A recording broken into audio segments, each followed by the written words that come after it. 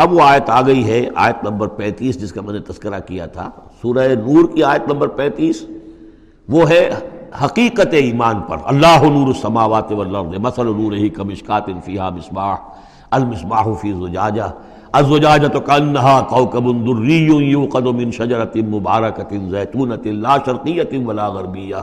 یکاد زیتھا یضیء ولو لم تمسسہ نار نور علی نور یہدی اللہ لنورہ من یشاء ویضرب اللہ الامثال للناس واللہ بکل شیء علیم۔ یہ ایک آیت ہے، بڑی آیت ہے، ایمان کی ماہیت، ایمان کی حقیقت، ایمان کے اجزاء ترکیبی۔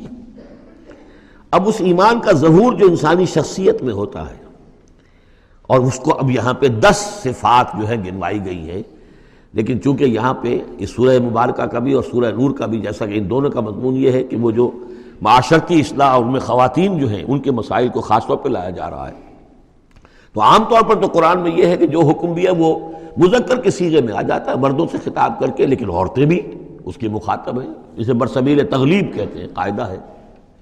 کہ بظاہر خطاب ہے اقیم الصلاۃ، مذکر کا صیغہ ہے، لیکن یہ خطاب جو ہے یہ عورتوں سے بھی ہے، الا یہ کہ ابھی ہم نے پڑھا اقمنا الصلاۃ، یہ یہاں مؤنث کے اس میں بھی آ گیا، لیکن عام طور پر قرآن میں جو آیا ہے وہ تو مذکر کا صیغہ ہے۔ لیکن یہاں آپ دیکھیں گے کہ ان کیفیات کو اور خصوصیات کو، جو ایمان کے ثمرات اور نتائج ہیں، ان کو دہرا کر مردوں اور عورتوں کے لیے علیحدہ علیحدہ بالکل پوری صراحت کے ساتھ، ان المسلمین والمسلمات، یقیناً مسلمان مرد اور مسلمان عورتیں، یعنی اطاعت کر لینے والی، سر تسلیم قلب کرنے والے مرد اور عورتیں،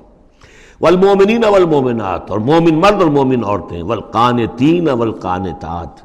اور فرما بردار مرد اور فرما بردار عورتیں، والصادقین والصادقات، اور راست باز مرد اور راست باز عورتیں، صدق قول بھی، صدق مقال اور صدق عمل، صدق کردار، والصابرین والصابرات، اور صبر کرنے والے مرد اور صبر کرنے والی عورتیں، والخاشعین والخاشعات، اور اللہ کے سامنے جھکے رہنے والے مرد اور جھکے رہنے والی عورتیں، والمتصدقین والمتصدقات، اور اللہ کے لیے صدقہ دینے والے مرد اور صدقہ دینے والی عورتیں، والصائمین والصائمات، اور روزہ رکھنے والے مرد اور روزہ رکھنے والی عورتیں، والحافظین فروجہم والحافظات، اور اپنے شرمگاہوں کی حفاظت کرنے والے مرد اور اپنی شرمگاہوں کی حفاظت کرنے والی عورتیں، والذاکرین اللہ کثیرا والذاکرات، اور کثرت کے ساتھ اللہ کا ذکر کرنے والے مرد اور ذکر کرنے والی عورتیں، اعد اللہ لہم مغفرۃ واجرا عظیما، اللہ تعالیٰ نے ان سب کے لیے مغفرت اور بہت بڑا اجر تیار کر رکھا ہے۔ اللہم ربنا اجعلنا منہم، اللہم ربنا اجعلنا منہم۔ اب وہ مسئلہ آ رہا ہے کہ جس کی تمہید ہوئی تھی پہلے رکوع میں، حضرت زینب رضی اللہ تعالیٰ عنہ سے حضور کی شادی کا معاملہ، اور اس سے پہلے حضور کے کہنے کی وجہ سے حضرت زینب کا نکاح جو حضرت زید بن حارثہ سے ہوا، پھر زید بن حارثہ رضی اللہ تعالیٰ عنہ نے جو ان کو طلاق دینی چاہی، پھر حضور کے دل میں جو یہ خیال ہوا کہ میں نے پہلے تو حکم دے کر نکاح پر مجبور کیا، اب اگر یہ داغ لگ جاتا ہے زینب کو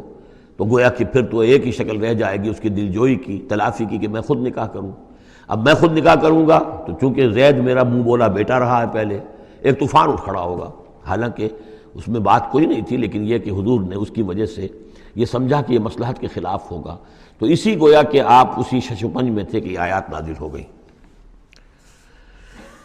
پہلی آیت میں تذکرہ ہے اس کا کہ جو حضور کے کہنے کی بنا پر حضرت زینب اور ان کے بھائی آمادہ ہوئے نکاح پر، ورنہ وہ آمادہ نہیں تھے زید بن حارثہ سے نکاح پر۔ وَمَا كَانَ لِمُؤْمِنٍ وَلَا مُؤْمِنَةٍ إِذَا قَضَى اللَّهُ وَرَسُولُهُ أَمْرًا أَن يَكُونَ لَهُمُ الْخِيَرَةُ مِنْ أَمْرِهِمْ، یہ کسی بھی مومن مرد اور کسی بھی مومن عورت کے لیے یہ روا نہیں ہے کہ جب اللہ اور اس کا رسول کسی شے کا فیصلہ کر دیں تو پھر بھی انہیں یہ خیال ہو کہ ہمارے پاس آپشن باقی ہے، ہمیں اختیار حاصل ہے۔ وَمَن يَعْصِ اللَّهَ وَرَسُولَهُ فَقَدْ ضَلَّ ضَلَالًا بَعِيدًا، جو اللہ اور اس کے رسول کی نافرمانی کریں گے انہوں نے تو گویا کہ بہت بڑی گمراہی جو ہے وہ حاصل کر لی۔ تو یہ گویا کہ ایک تو یہ کہ اس کو عام ہم لیں گے تو یہ ہر معاملے کے اوپر ہے کہ اللہ اور اس کے رسول کے فیصلے کے بعد پھر میں یہ سمجھوں کہ میرے پاس کوئی آپشن ہے، تو اس کا مطلب ہے کہ میں اللہ کا انکار کر رہا ہوں، رسول کا انکار کر رہا ہوں۔ پس منظر میں وہی ہے کہ حضور کی فرمائش جو تھی ابتداءً تو چونکہ امیمہ ابن عبد المطلب حضور کی پھپھی تھیں جن کی بیٹی ہیں حضرت زینب، اب یوں سمجھیے کہ قریش کا اونچا خاندان ہے، اور ادھر یہ ہے کہ حضرت زید ابن حارثہ غلام رہے ہیں، اگرچہ تھے شریف خاندانوں میں سے عرب کے، لیکن کبھی انہیں کہیں پکڑ کر کہیں کسی نے لا کر غلام بنا کر بیچ دیا تھا تو داغ تو لگ گیا غلامی کا، اور اس معاشرے میں وہ داغ پھر دھلتا نہیں تھا ایک دفعہ لگ جانے کے بعد۔ تو اس وجہ سے اب انہوں نے حضور کے لیے، حضور کے فرمانے کی وجہ سے نکاح کیا، اس کے بعد نہیں ان کی نبھی آپس میں، اور اس میں گمان غالب یہ ہے کہ حضرت زینب انہیں وہ نہیں دے سکیں احترام اور ادب اور ان کی مرضی پر چلنے کا معاملہ، جیسا کہ ایک عورت کو فصالحات و قانتات حافظات للغیب جو رویہ ہونا چاہیے، اب وہ اپنے جذبات اور احساسات کے اوپر اس درجے جو ہیں وہ کنٹرول نہ کر سکی، لہذا ان کے مابین جو ہے وہ موافقت نہیں ہوئی۔ تو حضرت زید نے کئی دفعہ کہا کہ حضور میں پھر ان کو فارغ کر دینا چاہتا ہوں، طلاق دینا چاہتا ہوں۔ استقول للذی انعم اللہ علیہ وانعمت علیہ امسک علیک زوجک، اے نبی جب آپ کہتے تھے اب اس شخص سے کہ جس پر اللہ نے بھی انعام فرمایا اور آپ نے بھی انعام فرمایا، آپ نے اسے آزاد کر دیا، اپنا منہ بولا بیٹا بنایا تھا، یہ دوسری بات ہے کہ اللہ نے وہ بات ختم کر دی، یہ تو زید ابن محمد کہلاتا تھا، اب یہ زید ابن حارثہ رہ گیا دوبارہ۔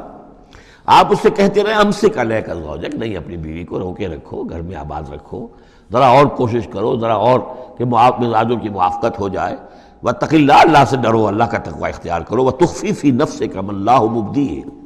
اور آپ اپنے دل میں چھپائے ہوئے تھے وہ بات جس کو کہ اللہ تعالیٰ اللہ مبدی، جسے اللہ تعالیٰ کھولنا چاہتا ہے، وتخشى الناس، آپ لوگوں سے ڈر رہے تھے، واللہ احق ان تخشاہ، جبکہ اللہ زیادہ حقدار ہے اس کا کہ آپ اس سے ڈریں۔ فلما قضا زید منہا وطرا، تو جب زید نے اس سے آخری قطع تعلق کر لیا، یعنی زکوٰۃ بھی دے دی، وہ طلاق بھی دے دی اور پھر عدت بھی پوری ہو گئی، زوجناکہا، اے نبی ہم نے تزویج کر دی ہے اس کی تمہارے ساتھ، زوجہ بنا دیا ہے، ہم نے نکاح کر دیا ہے۔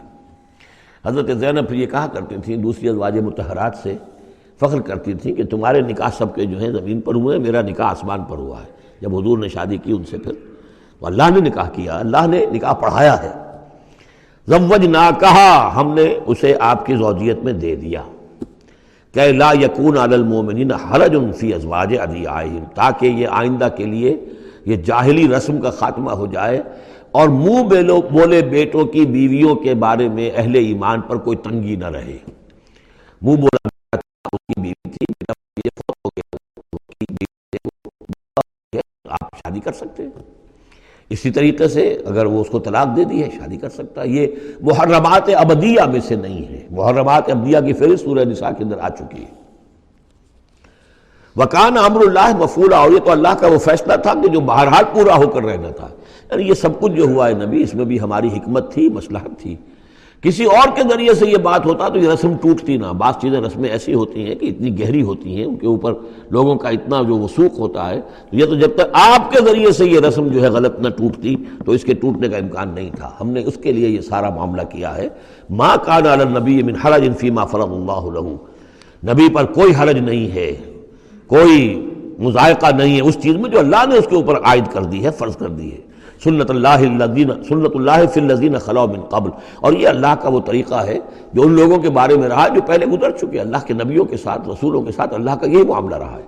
وَكَانَ أَمْرُ اللَّهِ قَدَرًا مَقْدُورًا، اور یہ تو اللہ کا وہ معاملہ تھا کہ جو گویا کہ طے تھا، مقرر ہو چکا تھا، ہماری مشیت میں یہ پہلے سے طے تھا۔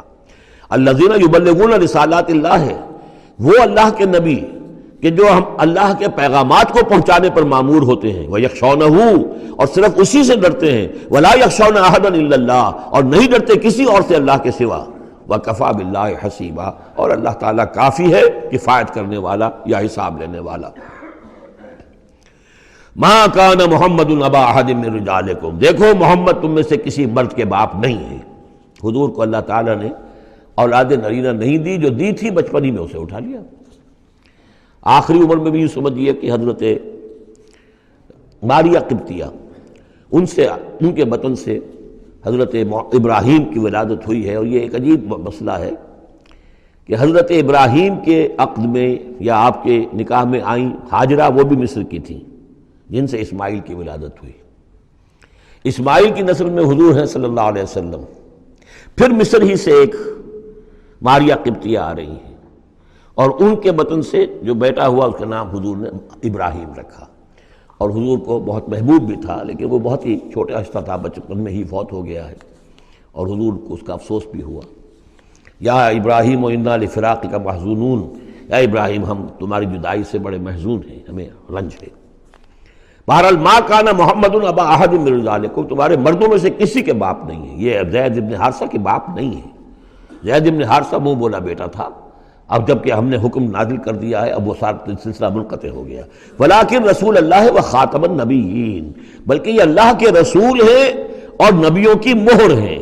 اب نبوت ختم ہو رہی ہے ان پر، اب کوئی نبی آنے والا نہیں، لہذا جتنی بھی رسومات جاہلیت کی تھیں اگر ان کے ذریعے سے وہ ختم نہ ہو تو پھر کس کے ذریعے سے ختم ہوگی؟ یہ ہے اس میں جو دلیل مضمر ہے کہ یہ جو کڑوا گھونٹ ہے محمد صلی اللہ علیہ وسلم تو آپ کو کرنا ہی تھا، اس لیے کہ یہ جاہلانہ رسمیں جو ہیں اگر آپ اس کے اندر یہ اقدام نہ کرتے اور آپ نے اپنے منہ بولے بیٹے کی بیوی سے اگر شادی نہ کی ہوتی تو یہ رسم ختم نہیں ہو سکتی تھی، اور یہی بات بتائی جا رہی ہے لوگوں کو، ما کان محمد ابا احد من رجالکم ولکن رسول اللہ و خاتم النبیین، وہ تو اللہ کے رسول ہے اور خاتم النبیین۔ اب اس میں ایک بڑا باریک نقطہ ہے، وہ نوٹ کر لیجئے، رسالت حضور کی دائم و قائم ہے، چل رہی ہے ابھی تک۔ فرق صرف یہ ہے کہ اس وقت تک براہ راست آپ بنفس نفیس اپنی رسالت کے فرائض ادا کر رہے تھے، اب بائی پروکسی ہے، اب امت کے ذریعے سے ہے، جو بھی آپ کے امتی ہیں، جو بھی دین کے خادم ہیں، جو بھی قرآن کے پیغام کو پہنچا رہے ہیں، جہاں جہاں تک پہنچا رہے ہیں وہ رسالت محمدی کا پیغام پہنچ رہا ہے، رسالت محمد کی ہے صلی اللہ علیہ وسلم۔ جیسے کہ ہم نے سورہ انعام میں آیت پڑھی تھی، اوحی الی ھذا القرآن لانذرکم بہ ومن بلغ، اے نبی ان سے کہہ دیجئے یہ قرآن مجھ پر وحی کیا گیا ہے تاکہ اس کے ذریعے سے میں تمہیں بھی خبردار کر دوں اور جسے بھی یہ قرآن پہنچ جائے۔ اسی لیے امت کو آپ ہدایت دے کر گئے تھے، فَلْيُبَلِّغِ الشَّاهِدُ الْغَائِبَ، اب یہ تمہارا کام ہے اس قرآن کی تبلیغ کرو اور پہنچاؤ، جو بھی یہاں نہیں ہے ان تک پہنچاؤ۔ تو گویا کہ رسالت محمدی ختم نہیں ہوئی ہے، رسالت محمدی تو چل رہی ہے، لہذا ختم کا لفظ جو آیا ہے وہ رسالت کے ساتھ نہیں آیا، نبوت کے ساتھ آیا۔ نبوت ختم ہو گئی جب وحی کا دروازہ بند ہو گیا، نبوت ختم ہو گئی۔ نبوت محمدی آپ کی ذات کے ساتھ تھی،